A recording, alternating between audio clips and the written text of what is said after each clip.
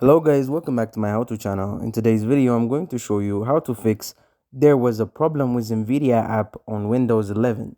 So if the NVIDIA app is not opening on Windows here, a simple way to fix it. First, you will want to update your graphics driver through Device Manager. To do that, press Windows plus S, type in Device Manager and hit enter. Once you are there, expand the section called Display Adapters and find your NVIDIA graphics card in the list. Right click on your NVIDIA card and select Update Driver. When the options come up, choose Browse My Computer for drivers, then click on Let me pick from a list of available drivers on my computer. Select your NVIDIA card from the list, hit Next, and just wait for the installation to finish. Sometimes just doing that fixes the issue right away. If it's still not working after updating the driver, you will need to uninstall and reinstall the NVIDIA app itself. Open Settings by pressing Windows plus I, then go to Apps and then Installed Apps.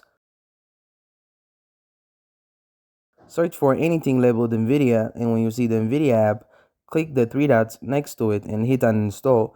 Confirm that you want to uninstall it. After it's removed, open up a browser and search for NVIDIA app, download. Make sure you click the official NVIDIA link so you're getting the latest version. Download the app, run the installer, agree to the terms and let it finish setting everything up. When it asks you, pick either the game ready driver or the studio driver, depending on whether you are mainly gaming or doing creative work. Thank you guys for watching this video. If this video was helpful, don't forget to like and subscribe to my how-to channel.